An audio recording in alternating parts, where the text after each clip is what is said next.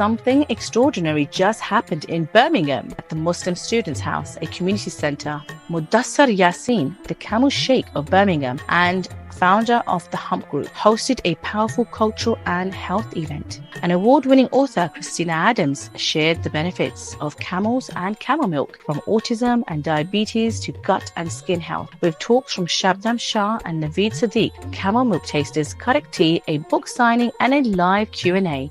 It brought people of all backgrounds together. A big thanks to all our sponsors shown now on the screen for supporting this impactful day. Lovely to see so many faces, especially the sunshine outside as well, which I think our esteemed guest Christina Adams may have brought with her from sunny California. We also have complimentary tea and camel milk for you to sample as well, and there will also be camel milk for you to buy as well. We will be going through our guests. We will be starting first with Christina Adams. As I said, we have Shabnum, Shah as well, and we also have with us today Naveed Siddiq, and of course not forgetting Mudassar Yassin, our wonderful founder of Hump Group and UK representative for the United Nations International Year of Camelids. He's also known as Birmingham's Camel Sheikh, so you may have heard of him, may have heard of his name. He's becoming quite well known for his really delicious camel milk, which we're going to hear about today because it does contain a lot of benefits, and Christina as well has some very important things to tell us about health and also autism. Christina Adams is an award-winning author and global authority on autism and camel milk. And Shabnum Shah, she's an author, science teacher, education trainer, life coach, humanitarian, and founder of Empowering Your Life as well, as you can see in the poster here. So I think enough of me. I think we should just introduce our wonderful guests. When you first started 10 years ago, people were very dismissive about the idea or the notion of camel milk. You know, if I tell you some stories, you probably wouldn't believe me and how we were treated from our community locally and also internationally. You know, our team was physically abused, verbally abused, even spat at in public for promoting camels or camel milk. And it's obviously disheartening to begin with, because you think you're trying to do something good for the community and trying to promote a lovely, beautiful camel, an animal like the camel, so lovely and curly. They were my best friends. They always go with me everywhere in the world. As I'm a Muslim, we need to respect all animals, without saying. But the camels have greater importance in our religion, but we often forget. This is very, very sad. As a Muslim as well, we know that there's many, hadith, the Prophet's sayings about the benefits of camel milk that Christina will come on to in her presentation. And you'd think that our community would be more accepting about an animal that's mentioned in the Quran countless times and, appreciate its importance. But I guess people forget and need a gentle reminder, as we are all forgetful. We all make mistakes. And secondly, the reason why I got into camel milk 20 odd years ago, I was, going through a very bad spell of health, many, many years ago. And I was at university over in Bradford. And I met the first Emirati from the UAE in Dubai, 2004. And he said to me, Mudathir, my name in Arabic, Mudathir, what are you doing here? Go to Dubai. I said, Abu Rashid, I'm 18 years old, I have no money, I'm a poor student. What do I have in Dubai? Nothing. He goes, Mudathir, just go. Just go. So I went, took his advice, I went to Dubai the first time, 2004, 21 years ago. And they invited me to their family farm in Al Ain, which is about an hour or so from Dubai. And I went there, and they were very hospitable, very welcoming. I saw a lot of camels, probably about 100 odd camels on their farm. It was like Camel Crazy, and the book Camel Crazy. I didn't get the hump, obviously, I being the camel lover and so on, and being fond of them. And when they came in the milk, fresh milk from the camel for the very first time, I took a few sips. I said Bismillah in the name of God, and I felt something incredible that was happening inside my body. Never had that feeling before. And it felt like it was a sign that this is something that I should be helping to spread the word. and to be sharing with everybody. And I've been, on about camel milk, as Brother Naveed knows. I'm on about it every single day to everybody. I tell people all about it. I'm very passionate about what we do. And then I brought the idea of the camel milk here to the West, 2015, when we first started this movement that's now become known globally, despite being also very small as a small business. And the impact that we've had is incredible. I didn't think I'd be still promoting camel milk here 10 years down the line. Because for me, it's not a business. I don't make money from it. It's not making me millions of dollars. I do it because we want to help people. We want to promote the awareness of the camel globally, so people respect the camel, not have these, disillusions about the camel. And secondly, we want to help, families around the world, children with needs, or allergies, and even adults that want to live a healthier lifestyle. And I think it's a great thing, over the camel itself. And we've had the privilege of being the United Nations ambassador last year for the Camel Parade in Paris. And this is the award that we're given by the mayor of Jeannery in France, participation. We've been on some wonderful trips with the camels all over the world. We've been to the Middle East, Qatar, Dubai, been received very warmly by many prominent people in the community over there. And this is some of them you'll have a chance to see at the end of the event. And that's all really. But I don't want to go on too long, so we want to give the floor to our guests to say a few words. But what I do want to say is that if my message, if you like, to close this opening speech or this opening introduction would be that never be dismissive of something that might be new. Even though it's not new, camel milk has been around for thousands of years, right? And if it's not for you, it could help somebody else. People don't like Marmite, either like you or hate it, right? But, when you try it, and you know about the benefits and the science as well that we know about to this day, and the benefits of camel milk, and how it's helped people, especially, parents that have, kids with autism, that Christina will tell us about very shortly, and how it's helped people with allergies and food and so on and so forth. We should be open to trying something relatively new or that might not be as popular as camel milk. But because it's not trending, doesn't make lots of money, people are really interested. That's the honest truth. People are very hesitant to share the idea of camels or camel milk with the public because it's not popular or famous. Doesn't make you lots of money. So, our intention, myself and Christina, we've known each other for over 10 years now, and we work very well together. Our intention has never been to be financially motivated. It's been about, if I'm not mistaken, it's been about leaving behind a legacy and, helping to spread the word about this natural source that we have access to and to help people around the world. Thank you very much. Thank you, Brother Mudassar. That's actually really interesting what you said about don't be afraid to try something new, because I actually used to live for a short time in Saudi Arabia, and I invited my dad out, who is not a Muslim, and he's does not understand Arab culture at all, but he was very interested in what was going on in Saudi. So I brought him over, and the first thing we did was take him to a camel farm, and he tried camel milk for the very first time. And he didn't think he'd like it. He was a bit hesitant, but he had some fresh camel milk and he was amazed at how delicious it tasted. But because he took that step, he was brave to take that step. Everything was new to him. He's never forgotten, and he still talks about that wonderful time we went to the desert and that we were kindly given camel milk. And again, when my mum came over as well, a Bedouin kindly invited us into their tent, and we had some tea. So hospitality is extremely important, Arab culture and Islam as well, and that's how you try new things, for sure. I do also want to say, I did forget to say a huge thank you to our sponsors today as well. So we have Java Roastery and of course Cafe Velour with some really yummy treats here as well, and Top Pizza, I think I've seen a name there, so Top Pizza, and also Muslim Student House for having us here today. So just wanted to say a huge thank you to everybody. Now, I think for our next guest, we have Brother Naveed Siddiq. and he is Bearded Bays. Did I say that right? That's correct. Bearded Bays, and he's going to speak to us a little bit about some words of inspiration and empowering the community. Brother Naveed.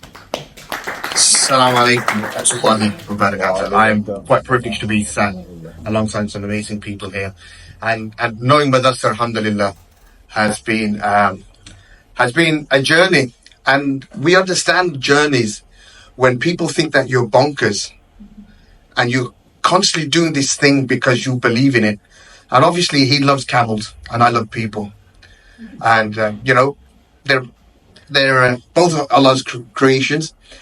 But my thing is that the passion that he's put in, many times Brother Mudassar has been down because of the reasons that he's explained, people just looking down at him. And clearly, he's like a camel himself. He's very shy. He just clatters on, and you put all the weight on his shoulders and he'll carry on. And alhamdulillah, and that is what makes Mudassar who he is today. And I think the people that he's got around him, I see some amazing people here. They're here because they believe in him. And I'd like to thank each and every one of you for coming out today. Because today, if you didn't come out, it wouldn't have broken him, but it wouldn't have upset him. So alhamdulillah, thank you. All of you, give yourselves a clap for coming out today. And that's very important. And also, I'm going to cut it very short. Being a Bay, watching Irrgang and doing the work that I've done, we see in our own community that we need somebody to help us to get to the top. And I feel that each and every one of us have a role to play. So my understanding of Bay is B-E-Y, is brothers empowering you. And that's what it's about. We want to empower you. Because I don't feel that we as the Muslim community here, or any community, should just put up with anything. And this is why we look at the state of our community, because we just shut up and put up. And I've got to wrap it very, very slowly. I've got to wrap it very, very quick. Legacy, we all want to be remembered when we leave this dunya. Because we know after the third khatam, if you do khatams and you don't khatams, everybody forgets you. You bury the person and he's forgotten. You want people to turn around and say, that is the son or the daughter of Naveed, Siddiq, or Brother Mudassar, or Christian, or Shah. They did something. We're not all here just to make money.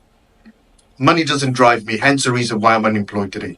Because my job got rid of me because of my passion for the people. So Allah's always going to be Al-Yor Razik. He'll always provide for you. And my advice to anybody that wants to do something, we collectively can make some amazing change in this community. So guys, leave me your number, because the reason you're here is you want change. Whether it's psychological, whether it's mental, whether it's physical, we can make change. Let not anybody tell you anything different, that we aren't worthy. Like Brother Mudassar, you are worthy. Hence the reason why you sat next to these great people like you. And Jazakallah khair and barakallah fi.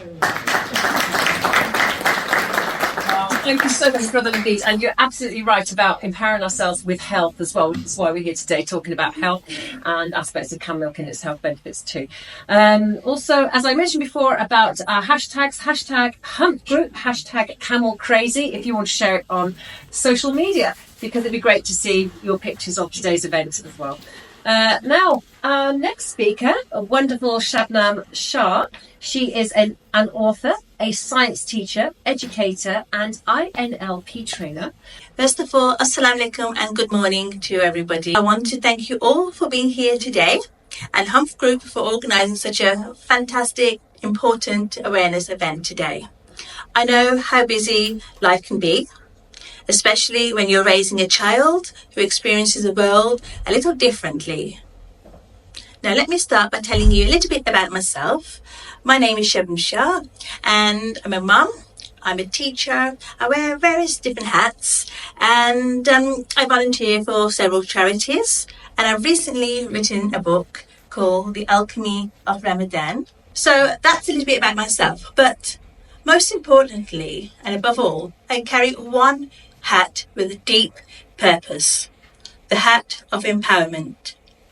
Whether it's in the classroom, the community, or in my own home, I believe in empowering people to live fuller, more connected lives. And that's why I'm here today. So my talk is about empowering you, parents and carers with autism, with children of autism and walking with you in this beautiful, complex journey. So, autism is a spectrum. That means each child is wonderfully unique in how they communicate, connect, learn, and experience the world around them. As a teacher, I've had the privilege of working across the spectrum, from children with complex needs in specialist settings to those thriving in mainstream schools. Each child has their own brilliance, and each family has their own rhythm and dynamic. At home time, I meet parents. I see tired eyes, the brave smiles, the juggling, and honestly, I have so much admiration for each of them. Parenting doesn't come with a manual, and yet so many of us are doing the most incredible jobs. Well done to you all for doing that. But one thing has become very clear. We must also look after ourselves, because if we burn out, what do we pour from? You can't pour from an empty cup. Raising a neurodiverse child brings incredible joy. Also, unique challenges. From my conversation with parents, these are important struggles. These are the common struggles that surface. Chronic stress, exhaustion, and burnout, strained relationships, conflict, divorce, losing sight of personal goals, and often a quiet sense of guilt for even wanting more for oneself. So how do we begin to shift this? By first of all starting to reclaiming the space for ourselves without the guilt. And we start right now with a quick 2-minute reset. I welcome you all to join me in a simple breathing exercise together. If you don't want to join in, not a problem. Okay, so sit comfortably as you are. Okay, feet on the ground, hands relaxed. Now close your eyes gently or soften your gaze. Take a deep breath in through your nose and out through your mouth. Again, in and out. Now imagine as you inhale, you're drawing in calm, and as you exhale, you're releasing tension. Repeat quietly to yourself, I am calm, I am present, I am enough. Take one more deep breath in and slowly exhale. And when you're ready, open your eyes.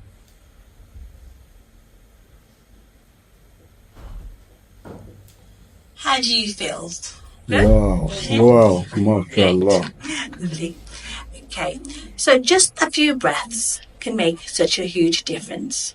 And that's just one tool I'm sharing today.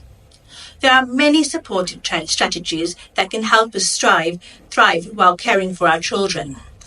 For example, talking therapies. Studies show that simply sharing our story, being heard, reduces stress significantly. Coaching helps you reconnect with your identity, your goals, and a sense of purpose beyond the parenting role. Self-care practices are crucial, whether it's resting, exercise, journaling, or even 10 minutes or 5 minutes of stillness. These are not luxuries. These are lifelines. That's what my upcoming workshops across Birmingham are all about. Supporting your emotional well-being, helping you feel empowered, and offering real tools to embrace your journey, not just as a carer, but as a full, vibrant person. Because yes, your child matters deeply, but you matter too, and your joy is not optional. As a parent myself, I understand how easy it is to put ourselves on the back burner. But when we thrive, our children feel it. They absorb our calm, resilience, and our belief in them. If you're interested in learning more, we'll be sharing workshop details soon. Please do join our WhatsApp group for updates, hosted by Empowering Your Life CIC. You can speak to me after the event, or you can leave your name at the front even. But you are not alone. Just remember, you are not alone in your journey. And your healing, your growth, your joy, they matter just as much as your child's. Together, we can make a positive difference for you and your child. Thank you.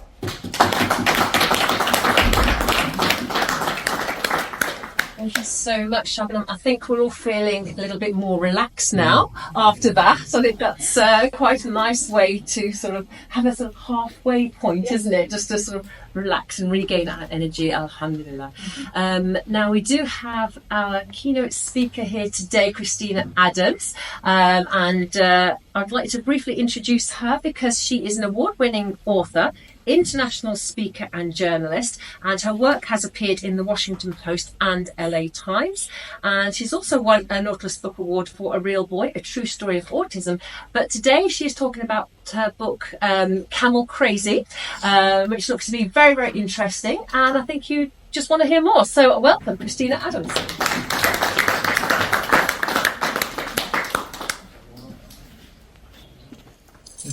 Assalamu alaikum, everyone. Thank you, Shukran. It's so nice to be here. I really have witnessed Mudassir working in the community since the first time we met online, 2015. And I said, where is this Birmingham place and what is this address? And he had a wonderful young group of autism related young folks at the time, many of them on the spectrum. And we had a really nice kind of discussion for them. And ever since then, Mudassir has gone from 0 to 60. He has done a lot. He's tireless. He's really done a great service to his community. Yes. So thank you for everyone here to support what he told you would be a good event. And it's up to us to make it so. And so far, the other speakers have definitely done that. So today I'm going to tell you a little bit about why am I in this journey, this space, and share with you some of the things I've learned. I'm sure some of you have some knowledge that I don't even know about. So later, if we have the Q&A, I'd like to hear a little bit. Well, everybody will keep it short like I'll try to do today, but I'd like to hear if you love a little story about your family's use of camels or camel milk. That would be amazing. So culture, health, and camels. This is what I'm going to talk about today. And this is a picture of me in Saudi Arabia with a bowl of milk standing outside a Bedouin tent. So health needs brought me to camel research. I worked in the government when my son was diagnosed with autism. And so I had to enter science to help my son. I was a writer before then, a video producer, had done some things with politics and weapon system development and all kinds of things like this, aerospace, trade shows. But then I got a master's degree in writing. But instead of writing, pretty poetry pictures like I was going to, boom, autism came into my world. And that's when I had to drop everything in my life, like Shabnum has pointed out, everything in my life, and just learn everything I could to help my son. And I said at that time, the day that I found out he had autism, which was from a preschool teacher, not the doctors, they did not help. I said, I will go anywhere and do anything to help get my son better. Little did I realize I was going to end up in some deserts and mountains from saying that, but this has been the privilege that I have had since then. So autism is extremely difficult to live with. Many people, unfortunately, lose their lives either from the stress of being a parent or the person with autism, especially when they're children, can elope, run away, and drown. This is a common thing. So it can take away the family's income, create very expensive doctor bills and school costs, and many other things. Now that's my son, by the way. At this time, it's kind of hard to see in the photo, but he had very red cheeks. He was very inflamed. And I said to the doctor, perhaps it's the formula or dairy or something. She said, oh, no, that's no problem. Of course it was, but I didn't know yet why. So like me, biomedical and food is key to treating autism for many. So for my son, I dropped everything, like I said. I had some mothers in the neighborhood that also just stopped their careers as attorneys and went full-fledged into autism. So I did everything they said and even more. And so 5 years of medication and therapies for him, and he passed a kindergarten readiness test undetected for autism. Cow milk had created a lot of autism symptoms in him, which is actually common among the people on the autism spectrum. There's a little bit of a discussion of that in my book, both of them, but the second book, Camel Crazy, about how can milk affect a person's brain and behavior. It can, if they're a person with autism. There's some mechanisms behind that. So you have to trust me on that one, but not every child, but a lot of them.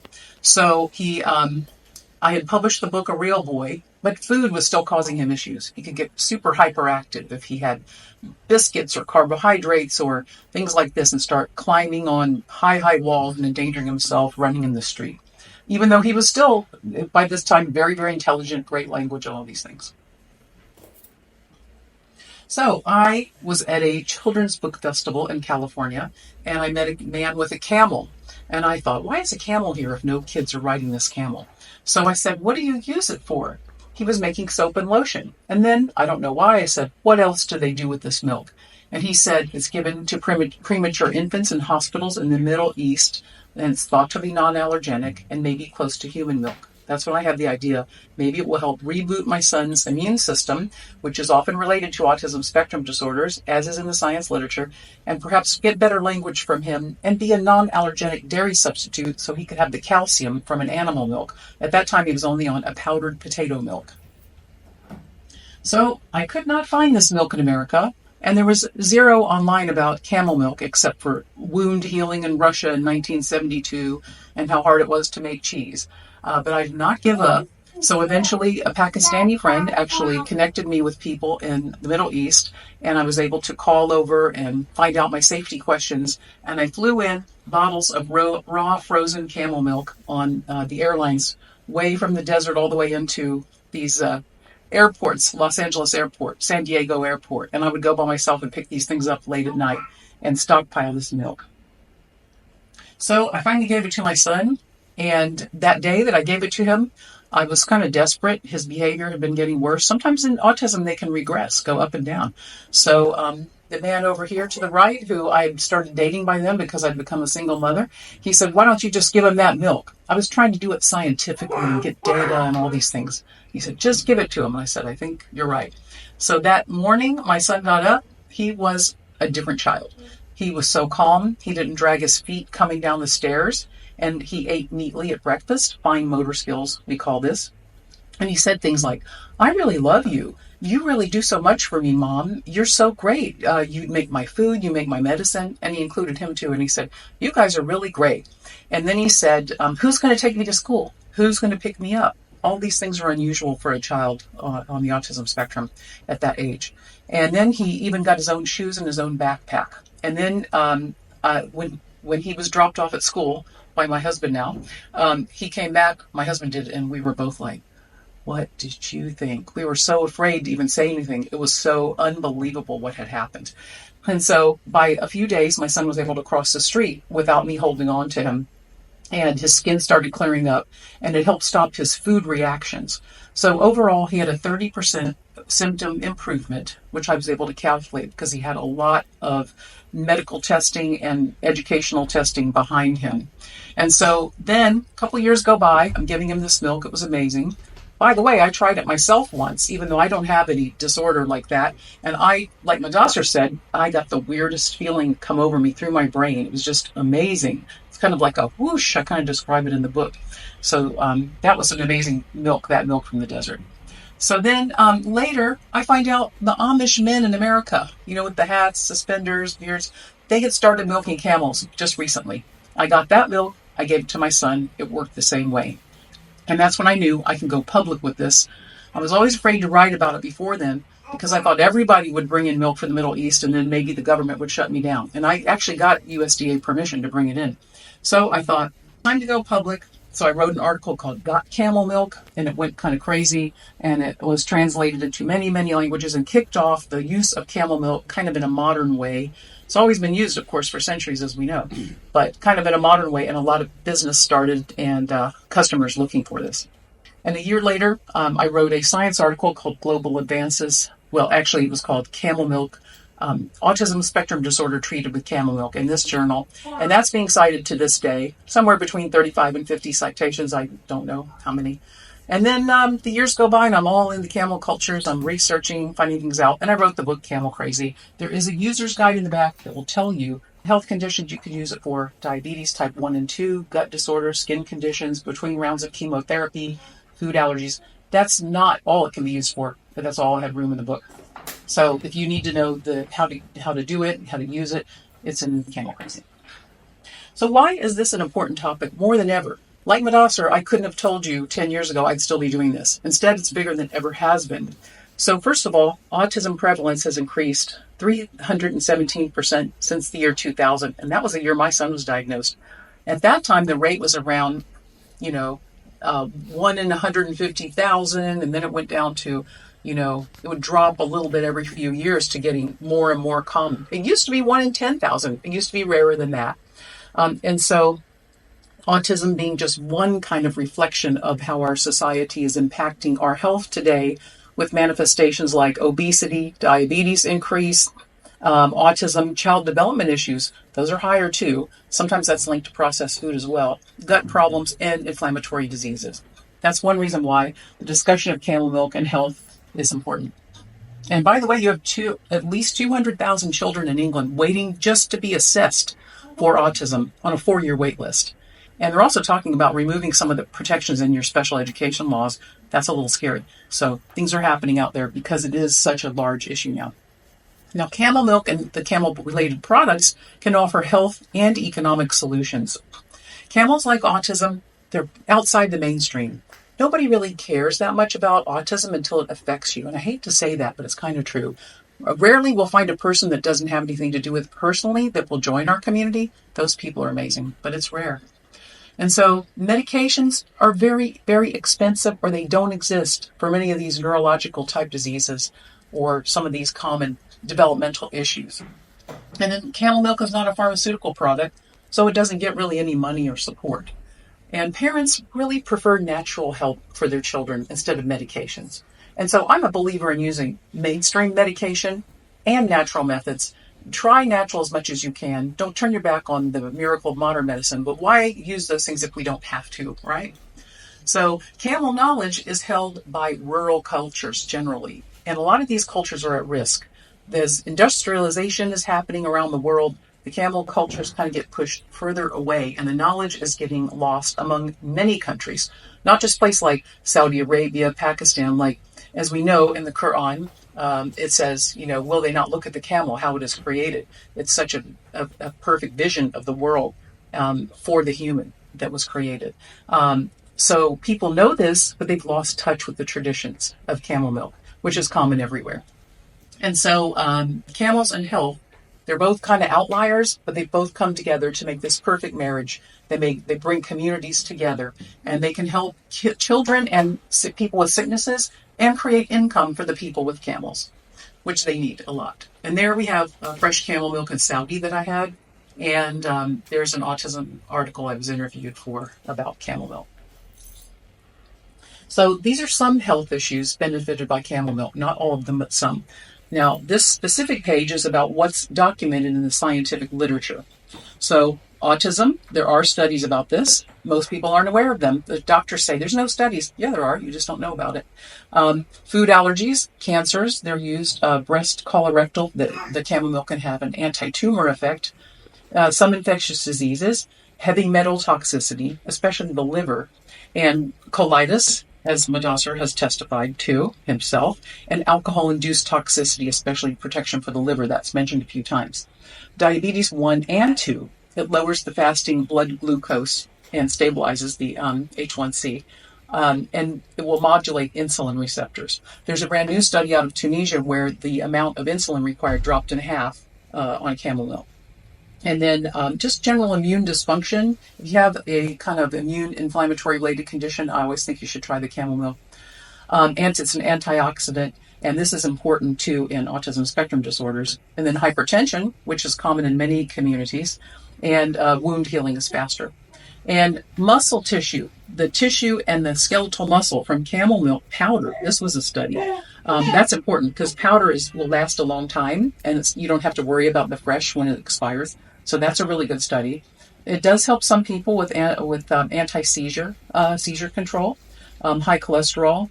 Now, camel milk is an antifungal in my opinion. Many of the children with autism have what we call leaky gut.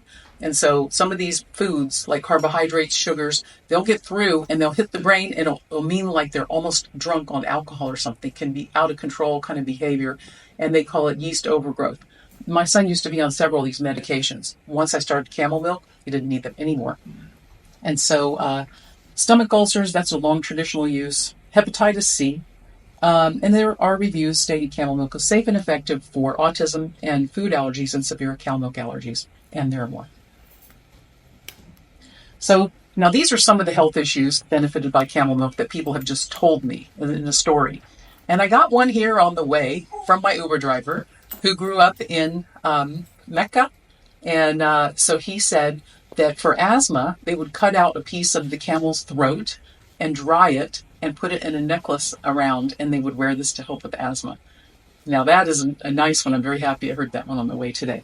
So failure to thrive. When a baby sometimes cannot process food or formula, they don't grow. And a lot of times the camel milk can help this. Or the child would throw up repeatedly. And this sometimes they can tolerate the camel milk if nothing else. Tuberculosis. There are a lot of patients in India who are doing so much better before and after, you wouldn't believe it, from their tuberculosis. Juvenile rheumatoid arthritis, very severe diarrhea, mast cell, which kind of comes along with autism sometimes, and a condition called PANS. It's kind of like if they get strep, it's almost like it makes them severe OCD. People use camel milk and donkey milk for that. And I believe it's very good for the skin, both topically and then for drinking. And we don't have time to read all of this, but brain injury, some schizophrenic patients definitely benefit from it, and they report having their best days on it. Now, in the Somali community, there has been a long tradition of if you are going to get anesthesia, if you were raised on camel milk, they cannot put you under with anesthesia. And like many things in the camel world, I thought, oh, that's old, that's silly, that's some kind of thing they did a long time ago. I have literally met people now who have had surgeries in major U.S. hospitals and other places who cannot be put under without great difficulty because they've grown up on camel milk of Somali heritage. Now that is a heck of a story. Quickly, I think that soap and lotion is good too, but even the plain camel milk, like if you get a little chemical burn or something, I think it's good. I had a doctor who had very resistant eczema, a triple board certified neurologist. None of her doctors could help her. Come over here. So I put this raw camel milk on a napkin, and I put it as a poultice on her neck, and then it was gone. It healed it. So milk for pregnant women aids the leg swelling in Mongolia. I learned that recently. And jaundice for babies in the clinics in Mongolia, they're using, out in the Gobi Desert, they're using the milk, and it's helping the jaundice go away quickly. So how does this work? No one knows all the reasons that camel milk works the way it does yet, but there are several mechanisms of action that we feel pretty good about. So they have special immunoglobulins. This is a thing in camelids and sharks. So camelids includes things like llamas, alpacas, vicuñas, and camels themselves. And they are very, very small, and they can kind of penetrate human tissue and get in the crevices where other immunoglobulins can't really do that. So we can call them nanobodies because they're super, super small. And they're being used to develop vaccines and some other immunotherapies. And then some of the protective proteins include enzymes with antibacterial and immunological properties. Lactoferrin is a very key one in that. Camel milk has pre and probiotics. It has GABA, which makes a calming effect on the brain. It has a very good essential fatty and amino acids. And then the lactic acid has anti-tumor properties. Now, all animal milks have insulin, but there seems to be something about the camel milk that the insulin survives. And may have to do with the size or the encasement of the insulin, where it survives in the human stomach. And it does decrease oxidative stress. There's publications on this out of Saudi Arabia in autistic children. And it's good for all of us to decrease oxidative stress. And so it also doesn't have the type of whey that can create this weird opioid effect and cause, like in the autistic kids, not paying attention, being in their own world.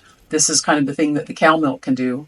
And to a lesser extent, goat. A lot of people try goat, but I really think it's better to go completely casein-free, do only camel, and then maybe donkey if you have to, but usually don't have to. So here's another child And I have permission, of course, to share these. This little boy was almost 4. He had 0 language. He had autism so bad. Look at the bruises on his head. This is from smashing his head into the cabinets. Sometimes they do that. Just head bang, smash, smash. And you can see around his eyes. See how it's pink? That is inflammation. And we call those allergy shiners. That says something is not being tolerated by this child. And you can see his lips are kind of puffy, his face is puffy, and he's got that blank look. The mother got camel milk, and she gave it to him. Oh, and by the way, the doctor said, we can give him a helmet to prevent him from hitting his head. That's all we can do for you. And they actually gave a helmet to my son, too, before he was diagnosed. Well, thanks a lot. So this child, he got camel milk, and within hours, his mother said, the language, quote, flooded in.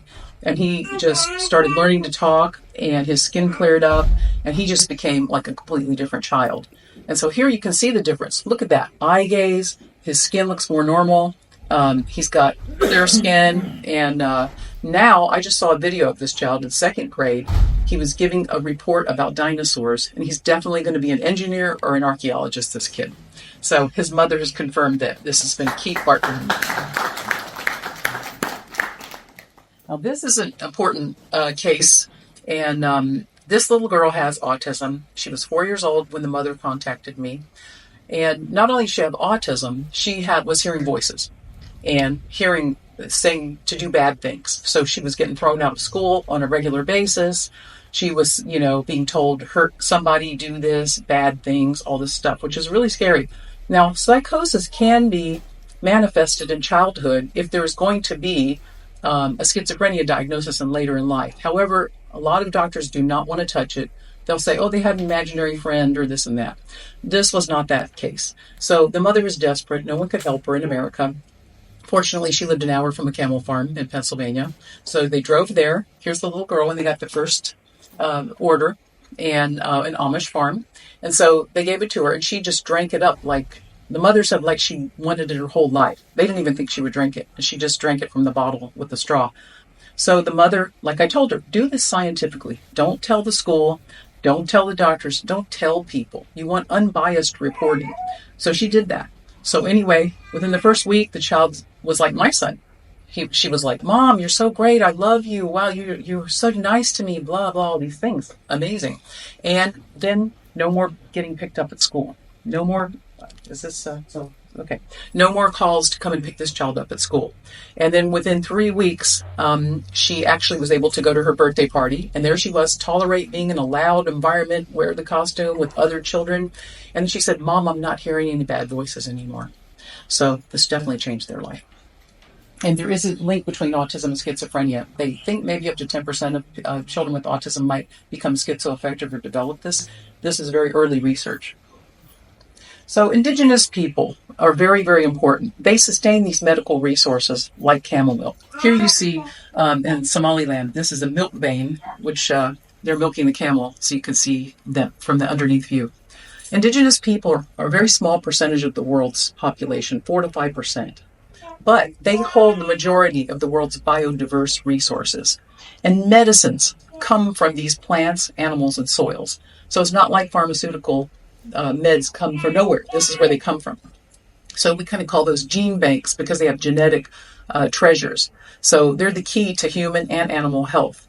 Now, pastoralist livestock, the kind that grazes, that nomads have, that wanders around, which includes camels and other animals, this creates food with less harmful processing, less cruelty. You don't put them in these, muddy pits like we see in America with all these cows and give them antibiotics.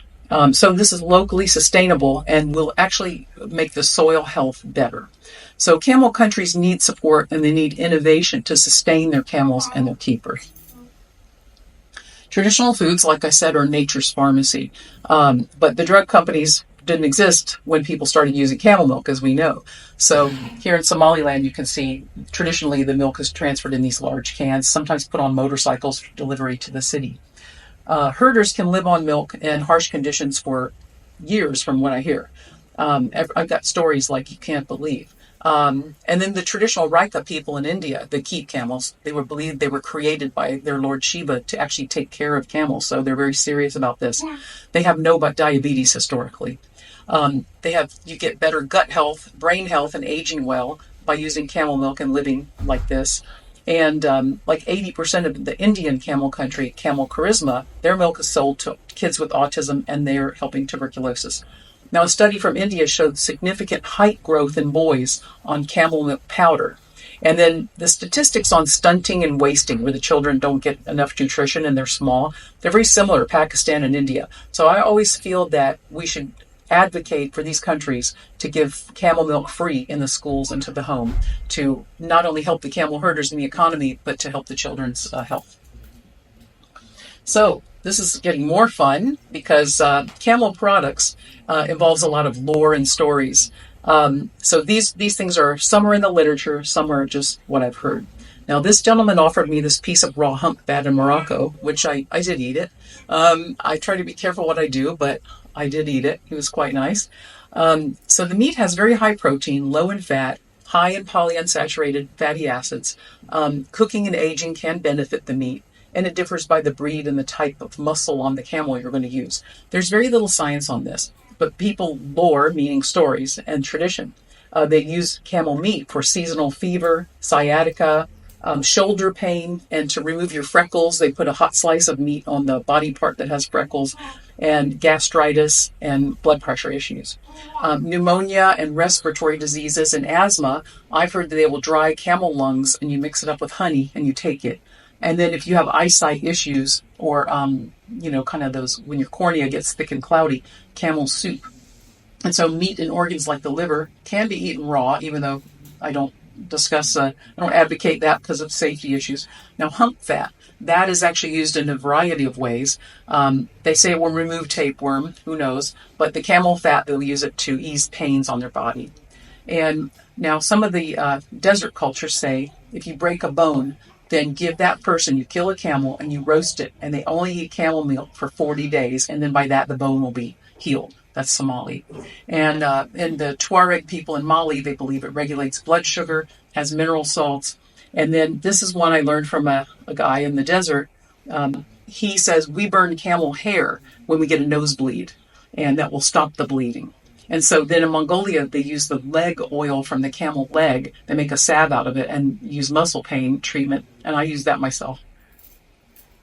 So this one is interesting because, as we know, they talk about camel urine in many of the Muslim communities in a faith-based way. It's very controversial, of course.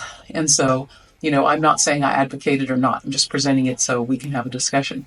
So a 2021 scientific literature review found that it actually has anti-cancer and anti-clotting properties, that it's gastroprotective, and it may protect the liver. Now, some of these anecdotal stories that I hear among the Bedouin, Indian, and other rural camel cultures, they use it for better hair, ringworm to treat the skin, and the skin overall and their bodies, and then for their stomachs. Now, it's so funny how most cultures prefer a virgin female camel urine. And I don't know why. This is the funny thing about what I do too. I go to countries that have never spoken to each other. They don't know the other camel people exist. And I ask all these nomadic people, well, what do you do for this? What do you do for that? And they tell me almost the same stories. And they don't even know each other. So there's got to be something that developed over time that they have used this as their, homemade medication. So Dr. Fatin Khorshid of Saudi Arabia, she's done a lot of studies on camel urine. So she says it can resist cancer cells and viruses because it changes the pH level of fluid around the cells. So it decreases the acidity and increases oxygen. And so I must note the World Health Organization says do not drink this. But there are clinics in different parts of the world where they will mix a camel milk and camel urine cocktail, and they are using it for treating different things.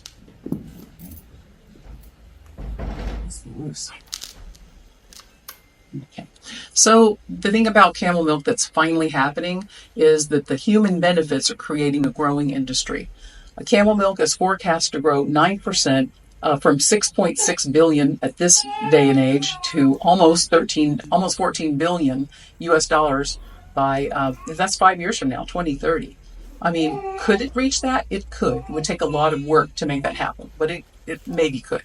The demand is generally driven by health consumers. Mostly autism families are the tip of the spear that brings camel milk to a community. And then when other people find out about it, then they want to have this. A few governments are finally starting to support it.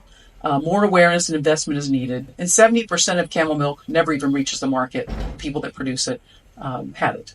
And for example, here's Mongolia. I helped start a camel dairy there 3 years ago. So I'm in the middle with all these great nomadic herders that are now raising camels and working in the dairy farm. There's a guy on a motorcycle. He is a camel, goat, sheep, all kinds of horse nomadic guy. Really nice fellow. I went out and milked his camels. And this is a female camel herder who's actually making great income for her family by selling the milk at the local city. And the bottom, there's Somaliland. This woman started selling camel milk and breeding camels.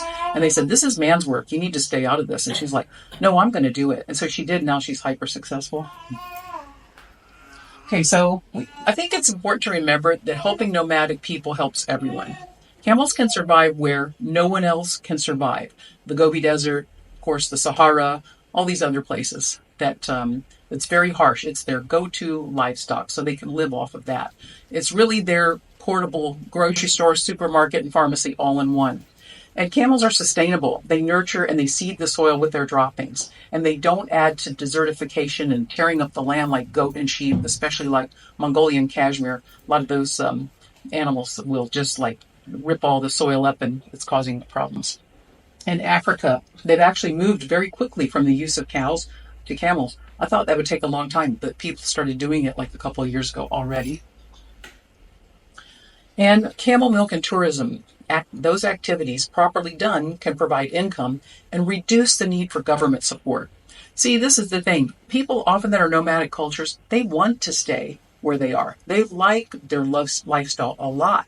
From Mongolia to Saudi to Africa, they like what they're doing. But the young people don't see anything in it as an opportunity. And they're going to the cities to take menial jobs, or they have to leave their homes in the desert and go to the cities like in Ulaanbaatar, Mongolia. Terrible pollution there in that city. And they live in the gears at the edge of the city. And it's like they just lose a lot out of this. So this is why I think trying to help nomadic people, not only can we benefit from their wisdom and their products, it's going to help everybody. Then it maintains also their cultural and spiritual heritage. This is very important, which I've also seen here in the UK. This community, other communities that I've met while I'm here, you are sustaining your cultural heritage, your knowledge. This is quite remarkable in my opinion, and I'm very pleased to just come along and support it in any way I can. Because these things are important. It keeps our children from, running off and getting depressed or getting into things that they shouldn't be, knowing who they are, that they have something they can contribute from long ago in the modern day. So let's remember, here's the camel in the middle of this. We have medicine comes off the camel, which modern science is studying. We have nutrition because it offers incredible nutrition in challenging areas. We have income and education for women. In some places, the camel milk is sold by women and the women get to keep the money. So sometimes they can spend that on educating the daughter, not just the son. And if they're really desperate, then they can use that money and they don't have to sell their daughter like for early marriage or these kind of things. So it's really important, this dairy money. And then there's tourism, which could save a lot of people. Like India, their camels are dropping really badly, their population, because they have passed a law to protect the camel, but it ended up making a useless animal. So tourism and camel milk are one of the only things that can help save that. And then climate and sustainability. I mean, camels are so much better for the environment than cows. They use so much less water, and they have so much less outputs in terms of manure and these things. Really, it just makes sense. And then, of course, the pastoral people and the ancient knowledge that they have, which can probably benefit us to this day. So, since I started all by myself in my living room in California, things have changed a lot. It's a global movement now. I always wanted people just to get the chance to hear about this. That's all I wanted. Everybody needs to hear about this. I don't know why I do this or why I did it. I didn't even think about a legacy, like Mudassir said. I'm just like, nobody's doing this, I have to do it. That's it. And so that's where I am. And so now thousands and thousands of families around the world are using camel milk. There are adults that can't tolerate any other food that are alive because they're on camel milk. And my dream of universal access to camel milk is coming true. So here I'm in Berlin. I'm involved with the Indian community sometimes. I'm Saudi there with Princess Samira. and then I'm in Mongolia there. So I keep going on this, and I have some new translations and publications. There is a new article, relatively new, which I've authored with the Camel scientist, Camel Milk and Other Dietary Treatments for Autism. And then, of course, the book Camel Crazy was translated to Mongolian last year. And then I have a new publication, and it's Camel Milk Products as a Vehicle for Business Opportunities in the Halal Economy. Strangely enough, no one had ever really thought about labeling camel milk as halal or positioning it as part of the halal lifestyle. And this other woman and I, who's also American, we just put it together. And so we wrote this publication. And so now we're already getting a request to do workshop in Saudi Arabia. So I just keep spreading the word to help others. And I definitely hope that you will join me in that. And so let's keep this camel talk going. And here's all my social media. And I'd love for you to follow me and keep engaging and sharing your stories when we get to the Q&A. And then you can also message me or put it on social media if you would like. And I have a couple books here, but I have the feeling that they might be in short supply today. You can get the books on Amazon, or you can also, actually, Madasser sells them. So he would be my go-to place to get this book, because you should ideally get the milk and the book together, because it will teach you what you need to know how to use it. So there's no reason you can't get it at some point, but check with Madasser first, because he's our go-to person here for all things camel, right? So anyway, that's about it for me, and thank you for listening, and I look forward to your questions. Thank you so much. Absolutely amazing, extremely insightful, especially as there's new evidence all the time between the link of our gut health and not just our physical health, but our gut health and our mental health as well. Mm-hmm. People are cutting out processed foods, they're cutting out seed oils and going back to traditional butters, coconut oils and ghee. So thank you with the camel milk as well. That is bound to make so many improvements to our general health, but particularly helping those with autism as well. And Christina will be doing a Q&A session in just a minute. She will also be signing her book, Camel Crazy, which you can also buy today. But if you can't, you can go onto the Hump Group website where you can buy the book as well. Camel milk will also be available to buy today for $9.99 per bottle. But you can't get this on, for example, Amazon or other online websites. It will be from the Hump Group website itself. You can pre-order today though, and we can get that delivered to you. But we also do very much encourage you to try the camel milk today and our camel milk tea as well. So please help yourself to refreshments. And in a little minute, I'll hand you back over to Madasser. But should we do some Q&A first? I say, I'll connect you to Professor Faisal, who's at King Abdulaziz. I used to be a distinguished professor at there. So I connect you to him, and he's interested in camel milk as a means of great. I wish I would met him when I was there in December, but no doubt I'll be back at some point. So thank you for that commentary, and let's stay in touch, please. So any other questions? Okay. So if I introduce obviously the camel milk, will I have to change my son's diet, or like, because he's a very picky eater? He's very selective, a lot of sensory, like he'll touch it, sniff it, if you don't know. Right. These kids, I know. He's on the autism spectrum, right? He hasn't been diagnosed, but he's there, yeah. Okay. So you just start doing everything anyway. So basically, what are his favorite foods? Are they like dairy, pizza, cheese, fish fingers, or chicken nuggets, or? No, he likes fries. Fries. He likes like sugary stuff. Yes. Like he likes pasta, rice, chapati. Of course he does. I can get him to eat it, but like letting him try new stuff, it's like. I get it. So that's a classic autism thing. He's laughing because we know this so well. They really prefer bland kind of carbohydrate things. Sometimes they get hooked on the dairy and the cheese. It gives them a really good feeling of being high or whatever. And so it is difficult. So will he take, he should be casein free. He should be off all other dairy first of all. Oh. You can do it. You can do it, girl. I know you can. There's tons of gluten-free things now too if you want to do that. But don't do that first. First do casein, the most important. So you've got a camel milk. You've got camel milk now. You can get it. You can bake with it, cook with it. You can buy dairy-free things too. Because I did this 25 years ago. I did this a long time ago. It was very hard then. Super easy now. So the thing with him, a kid like him, do you serve him milk in an actual container that he drinks? And he has a bottle. Has a bottle. Okay, so since he is this picky kind of kid, I want you to get some camel milk, and then you keep the cow milk in, but you slowly decrease the cow milk, and you slowly increase the camel milk in the bottle. So he has it, and he slowly, maybe will transition without noticing. But then you need to really get him off all the other dairy down to the casein level, because that can interfere with the functionality of the camel milk. Now, I could ask you about his stool and his skin and his rashes and eye contact, all this stuff, but this is all in the book, and I know you can do it. Reach out to me if you have any questions on social media. Okay? All right. My heart's with you. Thank you. Wow, that's amazing. You know, with the Q&A, it's always my favourite session because you can really get into the nitty gritty and ask those questions, you know, while you were listening, or what if, and, you know, so many wonderful questions. So thank you all so much for coming here today and, you know, listening to all of our speakers and being part of making this a wonderful morning. So thank you. But do stick around. As I said, we have books. Christina has her book, Camel Crazy.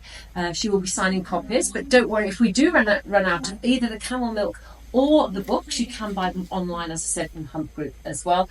And also, Shabnum, she explained to us about a WhatsApp group, and I thought, that sounds interesting, but how do you get on that? Well, she has created a QR code for you, which will be here on the table, Shabnum, is that right? So you can scan the QR code, and that will give you access to upcoming events and all sorts of information. So thank you very much. Yes, and I think that's about it. So I think back over to Mudassar. So thank you so much. Thank you, everyone. Great job. Thank you. Just a few last remarks from myself. First and foremost, thank you to everybody that's come out today on a Tuesday morning to spare your valuable time for this very important event that we've had here in the heart of Birmingham.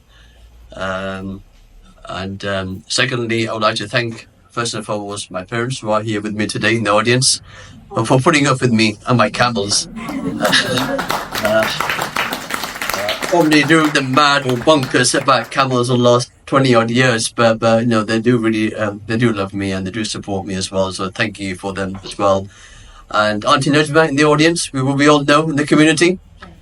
Auntie Najma was one of the first people from the community to actually support me about the camel milk venture that started 10 years ago. And she encouraged me to keep going. And I'd like to thank you once again for your encouragement and always for your support.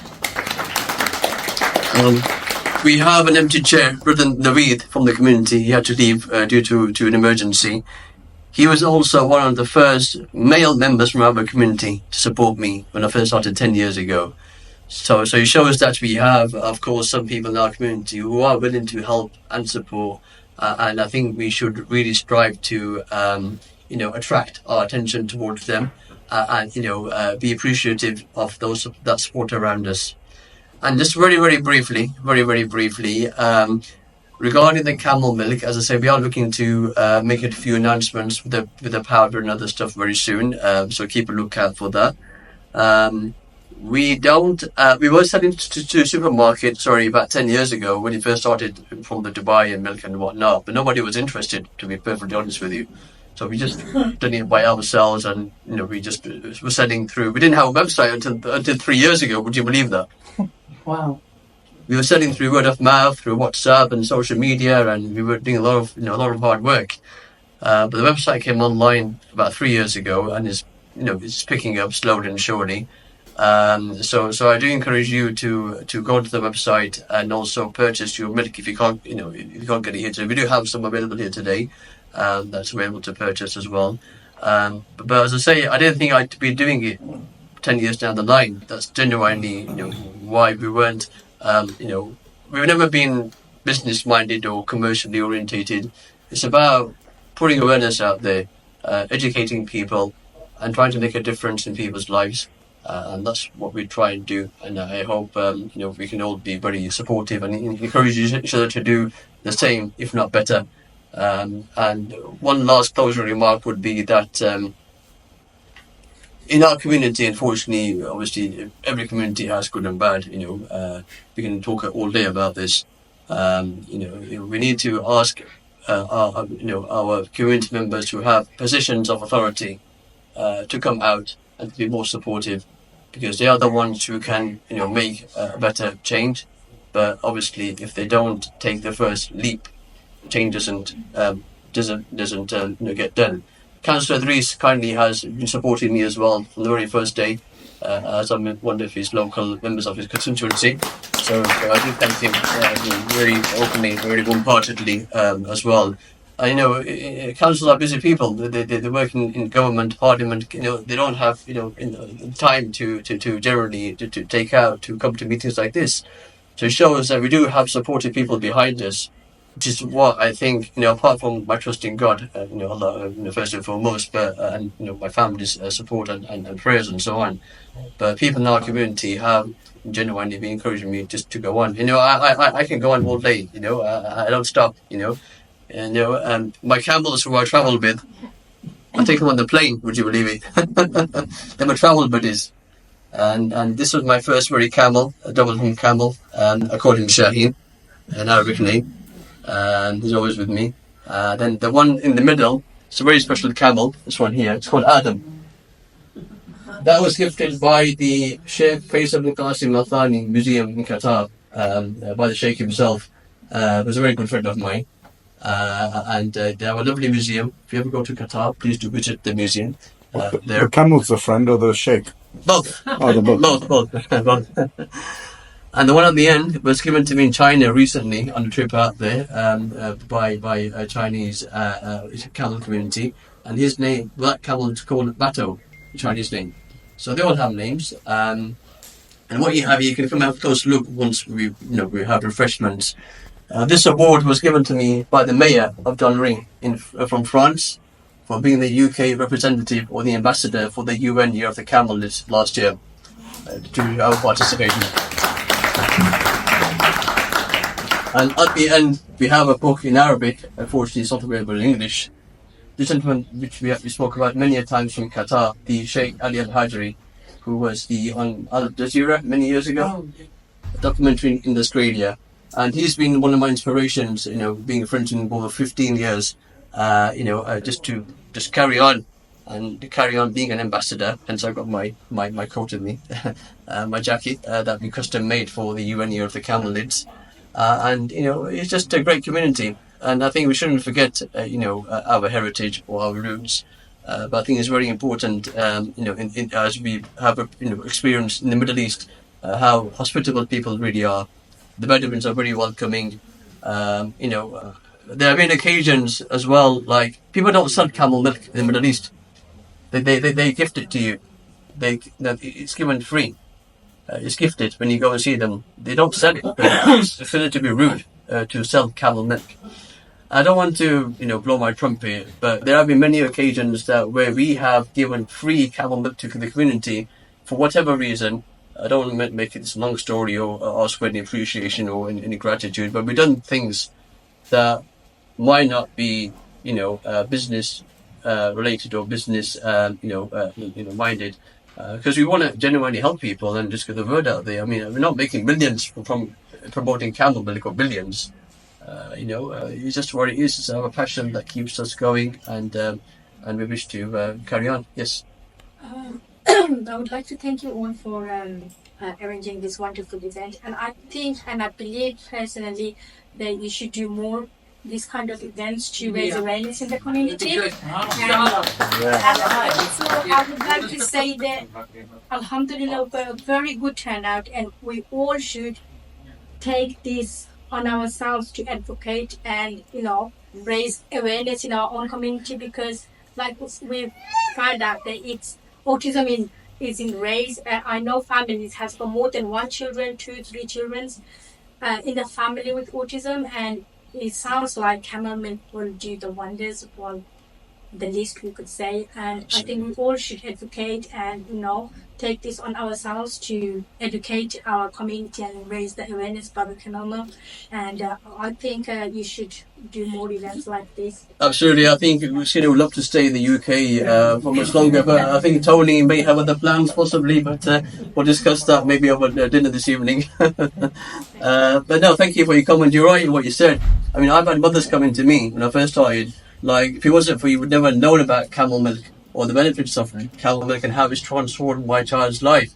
These stories that we hear day in, day out, unfortunately, not everyone's been supportive, but we need to retain that mindset, if it's not good for me, then it's good for somebody else. But we need to, try it, and just be more open about it, and just be more encouraging, I think. Just one last thing to conclude before we go on the book signing and the refreshment and the lovely camel tea that we made this morning, especially for all our lovely guests here today. We were recognised recently as the only company in the UK as a significant global player in the camel milk market. That was about 2 months ago by a publication called Arc Biodiversity. And, we're not massively huge, we're only small, but it just shows that, the work that we've been doing is testament to our journey to a date. It wasn't easy to begin with. It's not going to get, thank you. It's been a very tough ride, a lonely journey, I'd say. I only have me and my 3 camels on the journey. But it just shows that, when you put, your heart to something, and we do it with good intentions. I'm not trying to say we're perfect or everyone makes mistakes, we're human beings at the end of the day. When you do something with a good intention, and you do with the right intention, goodness will come from it. We believe that as a Muslim and in our religion as well. And the Bedouins always tell me that too. They always say, "Kul shay khair in the khair." Every good thing has something good behind it. So just do what you got to do and carry on.